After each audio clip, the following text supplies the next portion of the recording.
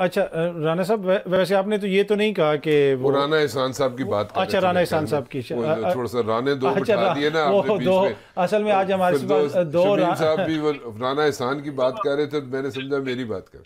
नहीं नहीं, ये अच्छा अमन दूसरी सिद्दीकी के जी जी जी, नकवी साहब आप कुछ फरमा रहे। क्या कह रहे हैं? अगर मैं कह रहा था कि अगर वो एक जेन्युइन नो कॉन्फिडेंस मूव होता तो बिल्कुल सही था, लेकिन जहां पैसा चले और वहां टेलीफोन आला के लोगों को चेंज करने को लाइल्टीज को कहा जाए तो उसको जमहूरी अमल नहीं कहा जा ठीक सकता। है, बस इतनी सी, ठीक है। अच्छा राना नथिंग। साहब, अब ये जिस तरह बलूचिस्तान, अभी मक्सी साहब से भी बात हो रही थी तो वो भी ये कह रहे थे कि जी अब चीज़ें आगे बढ़ेंगी, कमेटियां बनेंगी।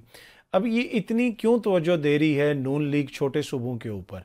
क्या वहाँ पे इनकी ख्वाहिश होगी कि वहाँ पे भी अपना वज़ीर आला लेके आएँ? सिंध में तो इनके लिए अपना वज़ीर आला लाना ऑलमोस्ट नामुमकिन होगा। KPK में भी आपने बताया कि काफ़ी मुश्किलात होंगी, लेकिन बलूचिस्तान में कोई ये कुछ कर सकते हैं ऐसा कि कोई कोalition हुकूमत बना लें वहाँ पे, या कुछ बन जाए देखिए, इनका सिस्टम? बलूचिस्तान पे हमेशा फोकस किया जाता है। जी बलूचिस्तान में ऐसे ही होता है कि वहाँ पे चीज़ें जो है आराम से उनको समझा लिया जाता है। मैं ज़रा थोड़े से डिफरेंट वर्ड यूज़ कर रहा हूँ, मैं ज़रा थोड़ा सा कसर नफसी से काम ले रहा जी हूँ। जी वहाँ पे जो पॉलिटिशियंस हैं उनको समझा लिया जी जाता है। जी। यहाँ पे तो वो बड़े समझदार हैं वैसे बड़े ना। समझदार लोग हाँ हैं, वहाँ पे इज़्ज़तदार लोग हैं, अच्छे लोग हैं बलोची जो है। जी जी उनको समझा लिया जाता है और वो फिर उस तरफ उनके साथ चल पड़ते हैं। जी। सो यही क्रिटिसिज्म किया था नून लीग ने इन्हीं पे, बाप पार्टी पे। सो मेरे ख्याल वो में इतने मरियम लंबा बीबी अरसा तो बड़े नहीं हुआ, बयानात देती होती थी कि इतना ये लंबा अरसा तो नहीं हुआ, ठीक हाँ है ना जी। सो वो आप वो चीज़ें भी अगर जहन में रखें, लेकिन फिर भी अगर वो जाना चाहते हैं, क्योंकि एक वेव चल गई है ना, ठीक और है। वेव कुछ चली कुछ नहीं चली, कुछ ना पीपल्स पार्टी ने बना दी कि नहीं जी ये इनके साथ लाडे वाला सलूक हो रहा है और ये बन रहे हैं और आ रहे हैं और जा रहे हैं। और कुछ लोगों को भी, हमारा आपको पता है हमारी लोगों की साइकी भी है कि जनाब जो कहते हैं ओ जी फलाने ਨੂੰ वोट पाना, वो पता नहीं होते जितेगा या नहीं जितेगा, ए तो जितदा पे एनू पा दो।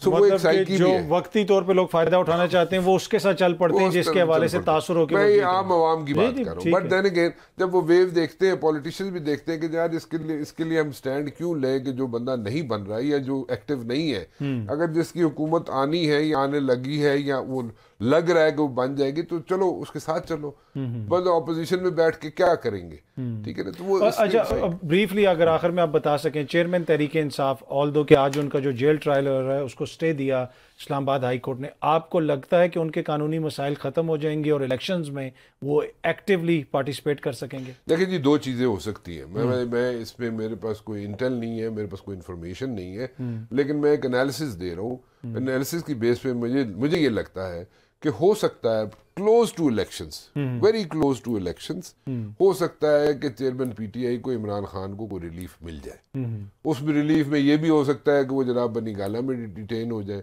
उसमें रिलीफ में ये भी हो सकता है कि वो जनाब जमान पार्क में डिटेन हो जाए, उस रिलीफ में ये भी हो सकता है कि जनाब चलो तुम इलेक्शन लड़ लो जी। या अगर तुम इलेक्शन नहीं लड़ते, चेयरमैन पीटीआई साहब, इमरान खान साहब, आपने इलेक्शन अगर नहीं लड़ने तो आपके पास टाइम है, आप अपनी पार्टी के बंदे पिच कर दें। ठीक है।